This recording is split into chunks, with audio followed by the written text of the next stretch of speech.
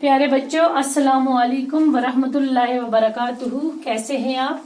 उम्मीद है आप सब अपने घरों में खैर व आफियत से होंगे और अपनी सेहत का खास ख्याल रखते हुए अल्लाह पाक आपको अपने हिफ्ज व अमान में रखे। तो बच्चों, हमारा ये जो मौजू है आज, राजा जाम्बू लोचन, ये हमने कल कंप्लीट किया। आज इसकी हमने मशक करनी है। तो आप अपनी किताब खोलें। आपकी किताब का पेज नंबर है 128। यहाँ पर आज हमने सवालात करने हैं। तो पहला सवाल है, जाम्बू लोचन कैसा राजा था?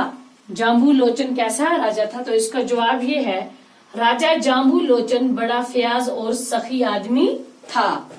बड़ा ही फयाज और सखी आदमी था। फयाज किसको बोलते हैं? मेरे माँ ने कल लिखाए हैं। फयाज हो गया दरियाए दिल, सखी है ना, और सखी हो गया सखावत करने वाला। तो ये बड़ा ही दरिया दिल और सखावत करने वाला राजा था। सवाल नंबर 2, शेर और बकरी वाले वाक़े की यादगार कहाँ और किस तरह कायम की गई? तो सवाल नंबर 2 का जवाब है बच्चों, शिकार के वक्त जाम्बू लोचन ने जंगल में ये मंजर देखा कि एक तालाब के करीब एक शेर और बकरी इकट्ठे पानी पी रहे थे। ये मंजर देखकर राजा हैरान रह गया और सोचने लगा कि शेर जो बकरी को खा जाता है, कितने प्यार से बकरी के साथ पानी पी रहा है।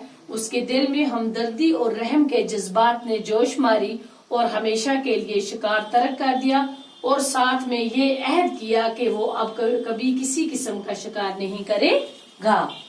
सवाल नंबर 3, शिकार के वक्त जाम्बू लोचन ने जंगल में क्या मंजर देखा? सवाल नंबर 3 का जवाब है, शेर और बकरी वाले वाक़े या मंजर को देखकर राजा हैरान रह गया और उसके दिल में हमदर्दी और रहम के जज्बात ने जोश मारी और उसने हमेशा के लिए शिकार तर्क कर दिया। उसने क्या मंजर देखा था? वो उसने ये मंजर देखा था कि शेर और बकरी इकट्ठे एक तालाब के करीब पानी पी रहे थे।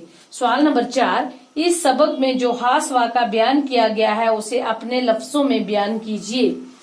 सवाल नंबर 4 का जवाब है, इस सबक में खास वाक़ा शेर और बकरी का है। ये वाक़ा इतना पुरअसर और असरदार था कि बादशाह ने अपने अंदर हमदर्दी और रहम को जन्म दिया और हमेशा के लिए शिकार करना छोड़ दिया और ये अहद किया कि वो अब कभी शिकार नहीं करेगा। और जिस मकाम पर शेर और बकरी को साथ पानी पीते देखा तो वहाँ एक खूबसूरत शहर बसाया और अपने नाम पर इस शहर का नाम जाम्बू रखा, जो आज जम्मू के नाम से मशहूर है। राजा ने इस शहर में कई मंदिर भी बनाए। इसी जमाने से ये शहर मंदिरों का शहर कहलाने लगा। अब सवाल नंबर 5 है हमारे पास बच्चों, मदरजा झेल अल्फाज की जमा लिखिए। तो यहाँ पर लिखे हैं, यहाँ पर ये वाहिद लिखे हैं मैंने और ये जमे है। अदीब अदीबों, शायर शायरों, शोरा, मंदिर मंदिरों, मस्जिद मस्जिदों, मसाजिद, मंजर मनाजर, मकाम मकामात, कस्बा कस्बे या कस्बों। अब लास्ट वाला सवाल है हमारा, तलाश कीजिए और बताइए। फयाज सिफत है और इससे फयाजी इसम बनता है। फयाज क्या है? फयाज मतलब सखी है ना, तो दरिया दिल, तो ये सिफत है। बादशाह की ये सिफत है, जैसे बादशाह एक फयाज और सखी दिल आदमी था ना, तो इसका इसम बनता है फयाजी। सखी सिफत है और इससे सखावत इसम बनता है।